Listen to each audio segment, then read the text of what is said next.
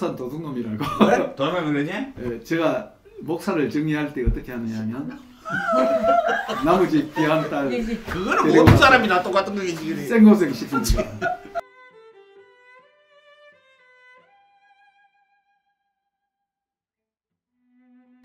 세비전 교회 원로 목사이신 김영식 목사님 만나서 오늘 얘기 좀 나눕니다. 특별히 시청자들에게 자기소개와 더불어서 인사 말씀 한 말씀 해주시면 좋겠습니다. 말씀드린 바와 같이 세비전 교회 원로 목사인 김형식 목사입니다. 이렇게 만나게 되어서 무척 반갑고 또 기쁩니다. 감사합니다. 은퇴 후에 요즘 어떻게 지내시고 계신지요? 하나님이 저의 할 일을 주셔서 1대1 소그룹을 세 팀을 자연스럽게 하게 되었고, 그 다음 제가 제대로 공부한 기억이 없어서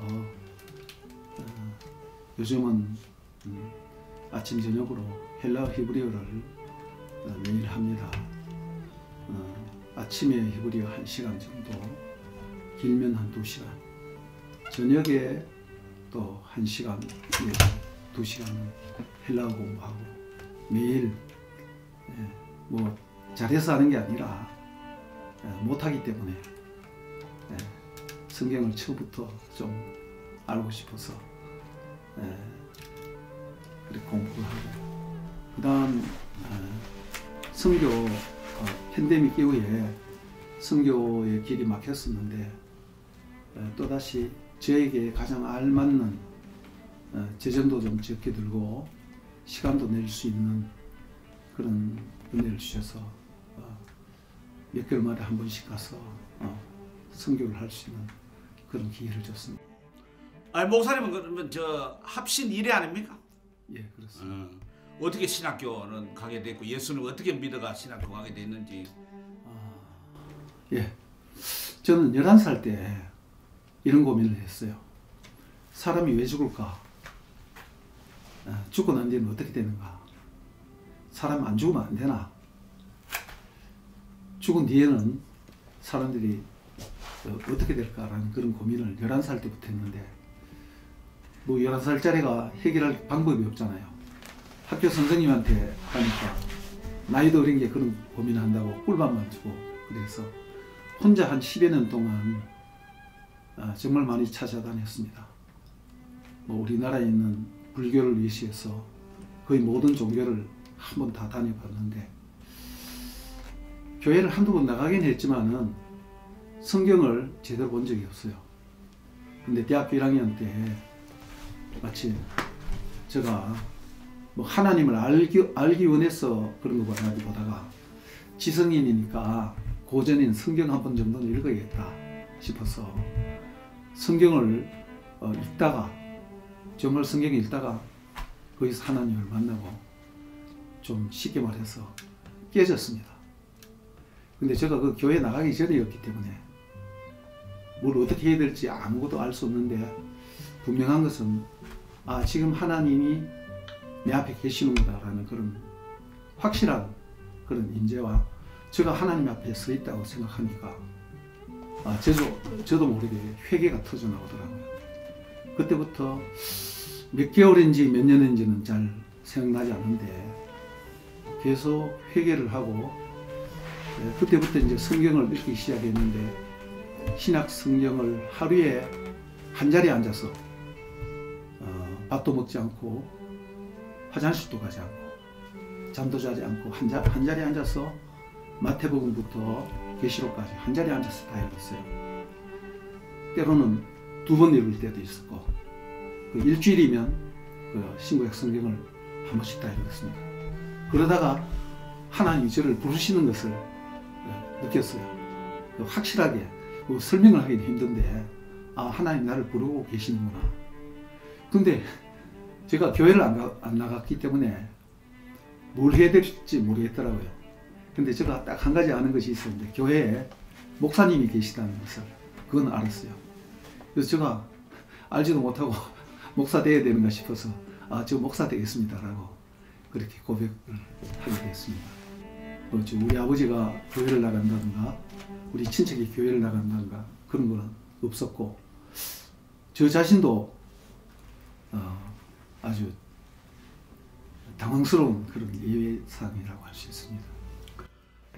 그러면은 합신이 되니까 저 합신을 바로 들어간 건 아닐 테고 예. 총신 예. 그러니까 합동측 신학교의 총신도 갔겠다 그죠? 예. 몇 년도에 입학을 1975년도에 대학 졸업을 2월 25일 날 하고 바로 그해 3월에 바로 신학교를 갔어요. 그 이전에는 우리 친구들은 뭐 법학을 했으니까 고시 공부를 하고 또 취직을 하고 그때만 해도 70년도 초에는 무조건 취직이 잘 됐어요. 최선도 은행에는 다 됐어요.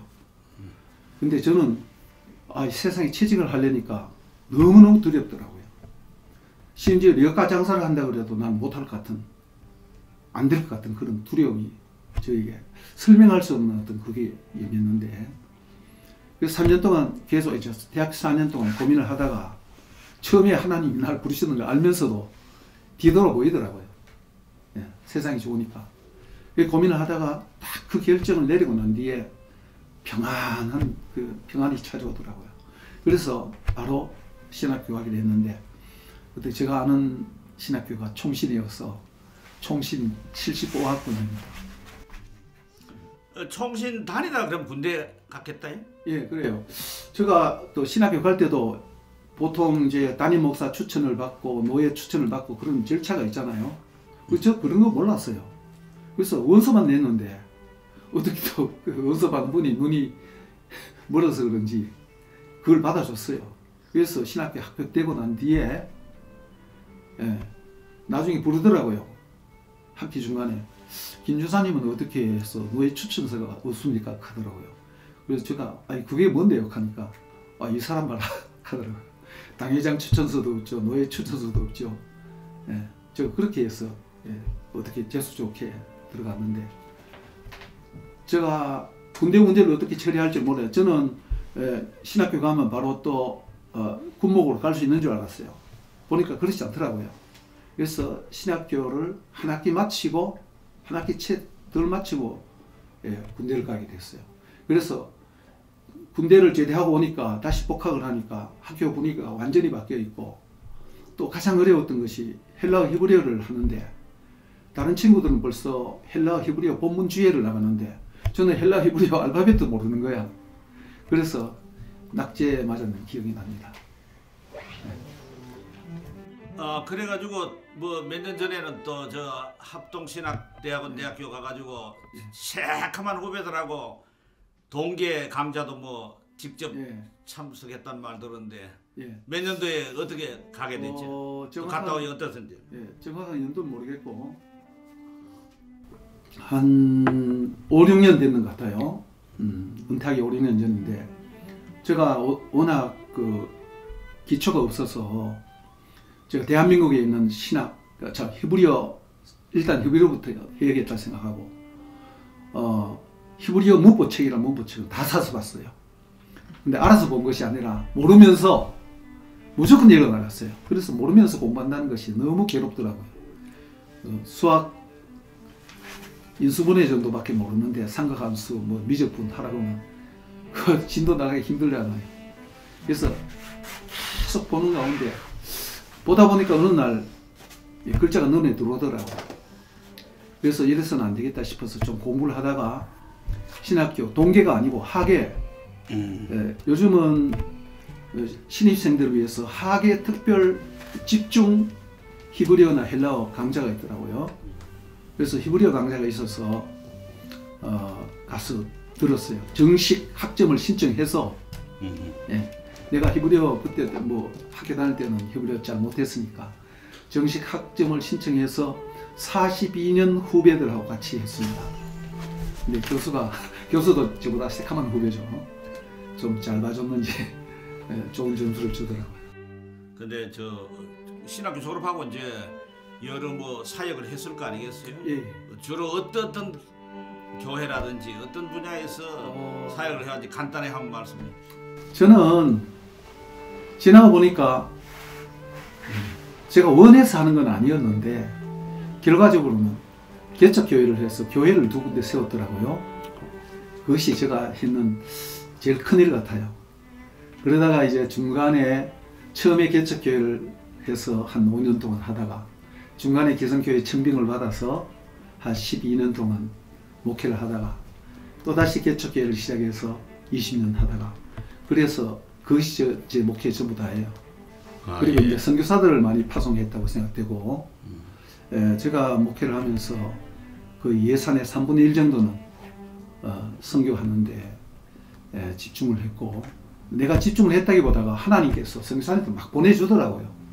그러니까 제가 그것을 거절할 수가 없어서 선교사님들을 많이 감당하다 보니까 교회 예산이 그렇게 많이 들어가게 되었고 저도 한 선교지 현장에서 가서 30년은 한 28년인가 되는 동안 봄에 한 두세 주간 가을에 두세 주간 30여 년 동안 했는데 한 번도 안 빠지고 했어요. 네. 저는 뭐 잘하는 건 없는데 하면 꾸준히 합니다. 네. 그동안 목회하시면서 특별히 가지고 있었던 뭐 철학이라 할까 비전이라 할까 소신이라 할까 뭐 어떤 생각을 가지고 목회를 해왔는지 그전에는 비전도 있었고 철학도 있었는데 지금은 비전도 없고 철학도 없습니다. 딱 한 가지가 있는데 오직 예수님 한 분만 바라봐야겠다. 예수님 한 분만 바라보면 모든 것이 다 해결되고 예수님을 바라보지 않은 그 순간부터 내 안에서부터 문제가 생기더라고요. 그래서 오직 예수님 한 분만 바라보자. 그게 내 목회 철학도 아니에요. 하다 보니까 살다 보니까 제가 경험한 것입니다. 목회하면서 보람 있었던 일이라든지 혹은 아쉬웠던 점이 있으면 특별히 기억나는 게 있습니다. 보람 있었던 것은 제가 사람을 그래도 좀 많이 키우는 것 같아요. 처음 아무것도 모르고 고등부 전도사를 처음 시작하게 됐는데 제가 예수 믿은 지 한 4년밖에 되지 않는 초신자라는 것을 담임 목사님밖에 몰랐어요. 근데 내가 전도사를 가니까 다른 사람들은 아주 경력이 많은 줄 알았죠. 학위 수련회가 뭔지 몰랐어요. 근데 그때부터 만났던 학생들, 마리 학생들이 지금 60대 중반쯤 됐거든요. 아직까지도 한 수십 명 교제를 하고 있습니다. 그런 거 하고 그 다음 하나님이 저에게 그런 마음을 주셔서 그런지 몰라도 좀 어려운 사람들 또 공부하기 힘들어하는 그런 형편에 있는 사람들 그런 사람들을 알게 모르게 많이 도와주는 거 그리고 사람들을 뭐 숫자는 많지 않지만은 많이 키우고 또 그 가운데는 신학교 톡 끊는 사람들도 제법 여러 명 됩니다. 한국교회 격동기를 겪어왔는데 한국교회를 보시면서 느끼는 점이라든지 또 선소리가 있으면 한 말씀 해주십니다. 한마디로 위기의식이에요. 참 한국교회가 큰일 났구나. 이것은 외적으로 우선 전체적으로 이 문화가 세속적인 문화가 휩쓸고 있고 교회도 그것을 피해가지 못한다는 그런 사실. 또 하나는 현실적으로 인구가 줄어드니까 교회도 그 영향을 받는 것이죠. 그래서 그런 문제에 대해서 제가 참 고민을 많이 하고 은퇴하고 난 뒤에 하나님께서 말씀을 연구하는 그런 것보다가 기도를 더 많이 하게 하더라고요. 그래서 그런 문제를 두고 계속 기도를 하고 있습니다. 한국 교회를 위해서. 그래서 이것을 회복할 수 있는 길이 뭔가 여러 가지 방안이 있지만은 저는 그렇게 생각합니다. 이건 저 개인이 견해니까 뭐 틀릴 수도 있고 맞을 수도 있고 그런데 본질로 돌아가야 합니다. 제가 참 재주가 없고 무식하고 사실상 아무것도 몰라요. 그런데 한 가지 분명한 것은 본질로 돌아가기 위해서는 하나님의 말씀을 깊이 사랑하고 연구해야 된다. 목회를 되돌아보면서 또 지난 인생을 살아온 걸 되돌아보면서 좀 뭐 아쉽다고 할까? 그런 거는 뭐 좀 있어요. 아쉬움이 많죠.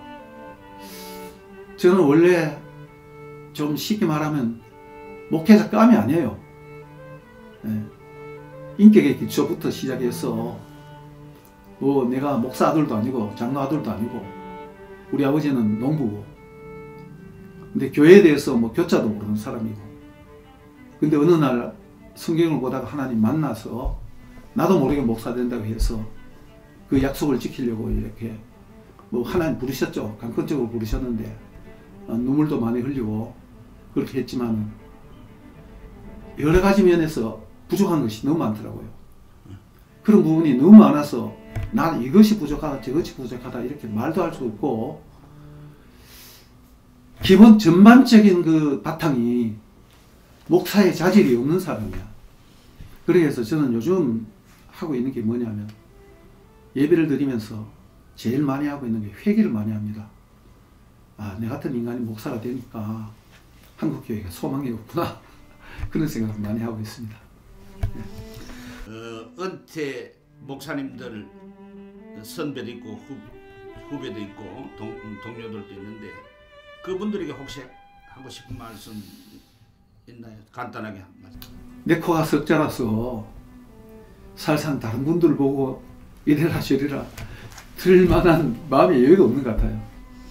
그래서 지금 현재 나에게 주어진 환경에서 나에게 주어진 그 시간을 내가 어떻게 뭐 내일 죽을지 아니면 10년 뒤에 죽을지 그건 알 수 없죠. 주님 앞에 가는 그 순간까지 내가 어떻게 나의 온 마음과 온 모든 것을 주님께 드릴 수 있느냐. 그것이 제 어떤 지상 과제이고 남은 제 삶의 하나의 뭐 목표라고도 할 수 없고 제 마음입니다. 남은 시간을 어떻게 온전한 번제로 하나님께 드릴 수 있는가. 그것이고 제가 부족하기 때문에 다른 사람에게는 드릴 말씀이 없어요. 내가 알기로는 사모님이 나이 70이 넘었는데 지금 뭐 어디 요양병원인가 가서 간호사로서 일한다 그러는데 그걸 보면 경제적으로 상당히 애로점이 있는 것 같은 생각이 드는데 뭐 어떤 어려움이 있습니까? 제가 막내인데 부모님을 모시게 됐어요. 그 부모님을 모신다고 이제 큰 누나가 저에게 집을 한 채 사줬죠. 근데 교회를 섬기다 보니까 교회에 사택이 있잖아요. 그 집이 교회 사택이 있는데 또 집이 있으니까 사람이 참 이상하더라고요. 집에 있으니까 거기에 나도 모르게 눈길이 가더라. 그래서 야 이래서는 안 되겠다. 그렇게 해서 집을 팔았어요. 그거는 제 아내한테도 의논 안 하고 집을 사준 누나한테도 의논 안 하고 부모한테도 의논 안 하고 내 혼자 전격적으로 처리해버렸어요. 왜냐하면 망설이다 보면 또 딴 생각 들까봐. 그래서 그것을 이제 절반 정도는 교회에 헌금하고 나머지는 이제 후배들 목사들 집어넣은 사람 전도사님들 목사님들 집어넣은 사람 너무 많아요. 그 지금도 내 기도 제목이 살살 하나님 나한테 아파트 단지 하나 주시면 그 사람들 내가 좀 선거해 주십시오. 그런데 집을 팔아갖고 다 흩어져 버리니까 막상 내가 은퇴하려고 하다 보니까 뭐 애들 학교 시키고 결혼시키고 하는데 빚덩어리가 많아지더라고요. 그래서 이제 뭐 금리도 오르고 하니까 압박을 많이 받죠. 그래서 제 아내는 한테는 정말 너무너무 미안하죠. 근데 제가 그렇게 했는 데 대해서 후회는 하지 않습니다. 지금도 아마 있으면 또 그렇게 할 거예요.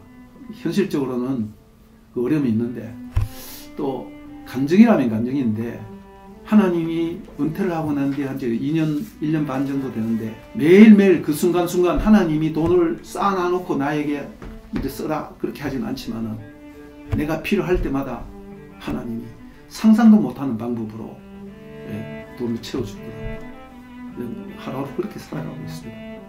예. 저 아내한테는 미안하죠. 저 가족들 어떻게 자네들 어떻게 되죠?